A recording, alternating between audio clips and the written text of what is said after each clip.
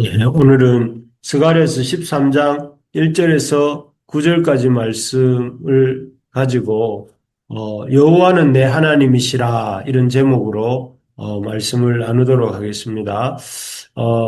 우리는 어제 그 12장 스가랴서 12장 말씀을 통해 그 마지막 날들의 세상의 마지막 날들에 일어날 일들이 무엇인가 살펴보았습니다. 여호와 하나님께서 스가랴 선지자를 통해 세상의 마지막 날들이 일어날 일이 무엇이라고 말씀하셨는지 혹시 기억이 나십니까? 우리 어제 아침에 들었는데 그 마지막 날에 일어날 일들에 대해서 우리가 몇 가지 본 것이 첫째는 그 하나님의 백성 즉 예루살렘을 대적하던 자들을 진노하시고 심판하신다. 그래서 유다가 예루살렘이 대적들에게 잔이 되게 하시겠다. 심판이 되게 하시겠다. 무거운 돌이 되게 하시겠다 하는 것을 우리가 보았습니다. 그래서 하나님이 이 유다와 하나님의 백성을 괴롭히던 대적들을 심판하신다 하는 것을 보았습니다. 둘째는 하나님의 백성들을 강하게 하신다 하는 것이었습니다. 그래서 빽빽한 나무 사이에 화로처럼 만드시고 또 곡식단 사이에 횃불처럼 이스라엘을 만드시겠다. 그래서 모든 것이 이 모든 것보다 이스라엘을 하나님의 자녀들을 강하게 하신다 하는 것이었습니다. 그리고 마지막으로 하나님께서는 이스라엘 백성 가운데 강구하는 심령과 회개하는 영을 보내어 주시겠다. 그래서 회개의 역사가 일어나게 하겠다. 이렇게 말씀하셨습니다. 그런 역사가 우리 교회 가운데 또 우리가 살고 있는 이 시대 가운데 일어나게 되기를 진심으로 소망합니다. 오늘은 이 세 번째, 그래서 오늘 13장은 12장에, 어제 12장에 나왔던 이 세 가지 하나님이 마지막 날에 일어나게 하겠다 하셨던 일들 중에서 그 세 번째, 하나님이 마지막 날에 이 다윗의 집과 예루살렘 주민에게 은총과 강구하는 심령을 부어주신다 하셨는데 그 결과 하나님이 은총과 강구하는 심령을 부어주신 결과 그 큰 애통이 일어나서 또 참 온 족속들 위해 다윗의 족속, 나단의 족속, 또 레위의 족속 할 것 없이 하나님 앞에 이런 애통하는 역사가 일어나고 그 회개하는 역사가 일어날 때에 그 결과로 그 회개의 결과로 어떤 일이 생기는지를 좀 더 클로즈업해서 이렇게 보여주고 있습니다. 어떤 일이 일어날까요? 하나님의 은총을 강구하고 또 이렇게 하나님의 이 은혜를 강구하는 그 심령을 주시고 또 그 은혜에 부합하여서 또 이렇게 반응하여 회개하는 사람들에게 어떤 일이 일어나는가, 어떤 일을 또 이루시는가를 보면, 먼저는 여기 1절에 보면 이렇게 되어 있습니다. 그날에 죄와 더러움을 씻는 셈이 다윗의 족속과 예루살렘 주민을 위하여 열리리라 이렇게 되어 있습니다.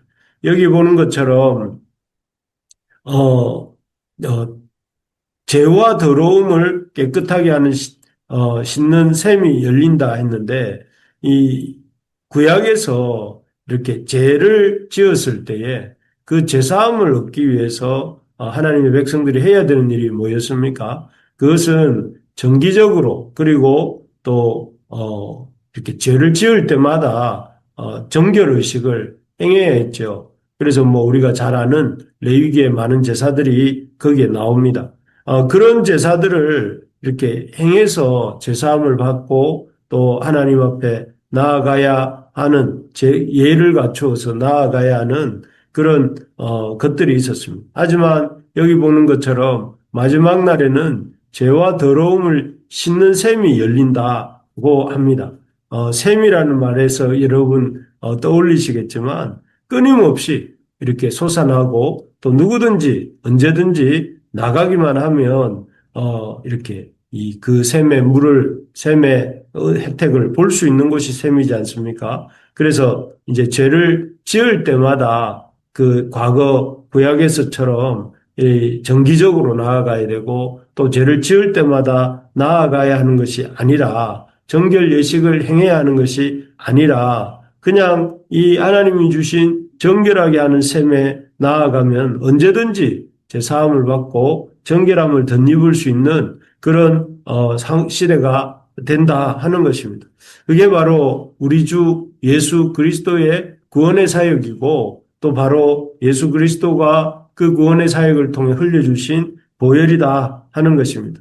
그래서 우리가 어느 때든지 주님 앞에 우리가 오늘 아침에 찬양한 것처럼 주님 앞에 우리의 죄 문제를 들고 나아갈 때에 주께서 그 죄를 깨닫고 회개하는 자 위에 즉각적으로 또 이렇게 은혜를 베풀어 주신다. 제사함의 은혜, 구원함의 은혜를 베풀어 주시는 그런 시대를 열어주신다 하는 것입니다.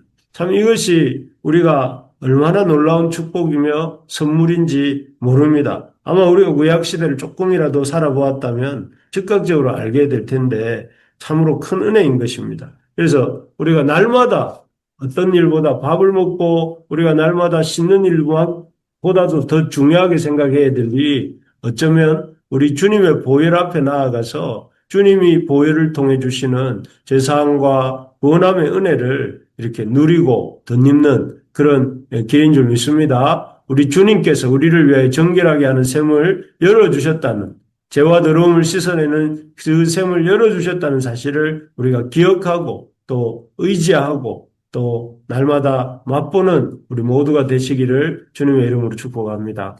두 번째로 보면 하나님이 마지막 날에 부어주시는 그런 은총과 강구하는 심령을 이렇게 따라서 회개하는 사람, 회개하고 돌이키는 백성에게 하시는 일이 이 두 번째로 2절에 나옵니다. 2절부터 6절, 7절까지 나오는데요.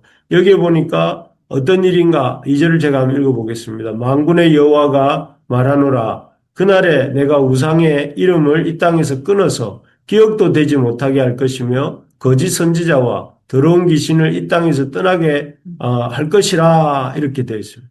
한마디로 말하면 거짓 선지자들, 우상을 섬기게 만드는 이 거짓 선지자와 더러운 귀신을 쫓아내겠다, 사라지게 하겠다, 없어지게 하겠다 하는 것입니다. 참 그때 그래서 어느 정도로 이렇게 확실하게 이 거짓 선지자들이 사라지게 되는가 하면은 3절에 보면 이 어떤 사람이 예언을 하는데 거짓 예언을 합니다. 그러니까 그 낳은 부모가 그 거짓 예언을 하는 아들을 향해서 여호와 이름을 빙자해 거짓말을 하니 살지 못하리라 하고 그 낳은 부모가 그 아들을 칼로 찌르게 된다 하는 그 거짓 선지자를 그 부모가 용납하지 않는 세상이 된다 하는 것입니다. 그리고 4절에는 그 거짓 선지자 자체가 그 환상을 자기가 거짓 환상을 말하려고 할 때에 부끄러워하고 또 거짓 선지자를 상징하는 털옷을 스스로 벗게 됐다 하는 것입니다. 그러면서 말하기를 5절, 6절에 보면 자기는 거짓 선지자가 아니라고 말을 하는 그래서 참 이런 내용들을 통해서 쭉 말씀해 주는 것은 참 마지막 시대에 하나님의 그 역사가 일어나는 그때는 거짓 선지자가 존재할 수 없는 그런 하나님의 공동체가 된다 하는 것입니다. 사실 요즘도 이 보이스피싱이다, 뭐 스미싱이다, 로맨스 스캠이다 하면서 사람들을 속이는 자들이 얼마나 많은지 모릅니다. 어떻게 보면 직업적이고 전문적으로 이 속이는 자들 때문에 뭐 어떤 나라는 이런 사람들 때문에 먹고 살 정도라고 하지 않습니까? 그런 사람들 때문에 참 얼마나 많은 사람들이 또 속아서 경제적인 어려움을 겪고 또 고통당하고 또 가정이 또 인생이 깨어져서 괴로워하는지 모릅니다. 정말 이런 사람들은 없어져야 될 진짜로 없어져야 될 사람들이죠. 그런데 이런 보이스피싱이나 스미싱 뭐 이런 로맨스 스캠 이런 사람들보다 더 나쁜 사람들이 누구인가 하면은 이 거짓 선지자들입니다. 하나님의 말씀을 왜곡되게 전하고 또 하나님의 말씀들을 전하는 척하면서 자기의 말을 하는 이런 거짓 선지자들이야말로 정말 더 악한 존재들입니다. 왜냐하면 이들에게 잘못 걸려들면 물질은 말할 것도 없고, 정말 그가 가진 물질은 말할 것도 없고, 참, 그 인생 자체, 그리고 영원한 생명까지도 다 잃게 되고 마는 것이 바로 이런 거짓 선지자들입니다. 그런데 이런 거짓 선지자들이야말로 참, 사라져야 될 존재인데, 하나님께서 이런 거짓 선지자들을 마지막 날에는 완전히 제거하신다 하시는 것입니다. 그래서 그들이 부끄러움을 당하게 하시고 또 이스라엘 가운데서 사라지게 만드신다 하는 것이죠. 참으로 놀라운 말씀의 은혜입니다. 그야말로 거짓이 아니라 한마디로 진리가 승리하는 세상을 만들어 주신다는 것이고 그 일을 하는 어떤 천병이 바로 우리 하나님의 백성들인 것입니다. 그래서 우리가 정말 이 하나님의 그 말씀을 힘있게 선포하는 만큼 이 거짓이 발을 붙이지 못하고 또 하나님의 이 복음이 전파되는 만큼 이 땅의 어둠이 사라지고 하나님의 영광이 나타나는 것입니다. 하나님이 하시는 그 일을 지금 오늘날 우리 하나님의 교회들이 하고 있는 것이죠. 그래서 우리가 그런 소망, 그런 사명감을 가지고 또 그런 역사의식을 가지고 우리가 더 힘차게 살아가는 우리를 통해서 세상에 빛이라 하신 그 주님께서 우리를 통해 세상에 빛을 비추시고 어둠을 물리치시는 그런 역사를 이루고 계시다는 사실을 믿고 우리가 있는 곳곳마다에서 우리에게 맡겨주신 믿음의 삶을 힘차게 살아가는 우리가 될 수 있기를 주님의 이름으로 축복합니다. 마지막입니다. 하나님이 그 회개하는 하나님이 부어주신 은총과 강구하는 심령을 따라 회개하고 돌이키는 백성에게 주시는 은혜가 앞에서 본 것처럼 첫 번째는 그 하나님이 참 정결하게 하는 샘을 열어주시는 것이라고 했고 둘째는 그들 앞에서 거짓 선지자들을 제거하신다 하셨고 세 번째로 마지막으로는 하나님께서 그 믿는 자들을 정금과 같게 하시겠다 이렇게 말씀하십니다. 그래서 다시 한번 하나님의 백성들을 강건하게 하시고 붙드시겠다 하는 말씀을 보여주시는데 8절 9절입니다. 여기에 보니 여호와가 말하노라 8절 이 온 땅에서 3분의 2는 멸망하고 3분의 1은 거기 남으리니 내가 그 3분의 1을 불 가운데 던져 은같이 연단하고 금같이 시험할 것이라 그들이 내 이름을 부르리니 내가 들을 것이며 나는 말하기를 이는 내 백성이라 할 것이요 그들은 말하기를 여호와는 내 하나님이시라 하리라.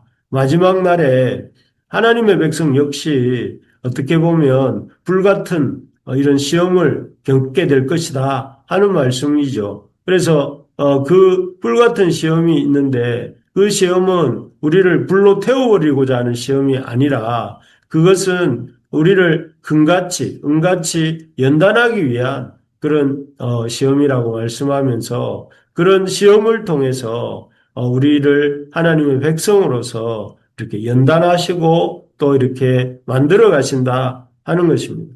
그래서 참 우리가 믿는 우리도 마지막 시대를 살아가면서 이렇게 그 여러 가지 고난과 어려움을 겪습니다.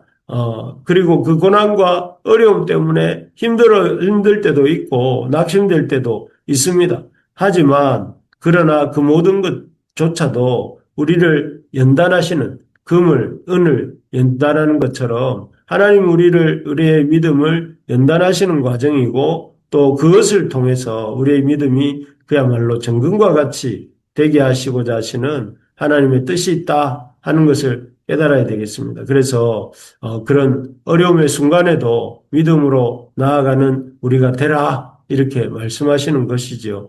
자, 우리가 오늘 말씀을 정리하면서 우리 하나님이 부어주시는 그 은총과 하나님의 역사를 구하는 자들에게 하나님이 제사함을 주시고 하나님이 그들에게 이런 놀라운 죄에 대해서 거짓에 대해서 승리케 하시고 또 더 나아가서 우리의 믿음을 굳세게 하신다는 사실을 믿음으로 우리에게 처해 있는 상황을 보는 것이 아니라 방금 말씀드린 이 하나님을 바라봄으로 힘을 내는 우리 모두가 되시기를 주의 이름으로 축복합니다.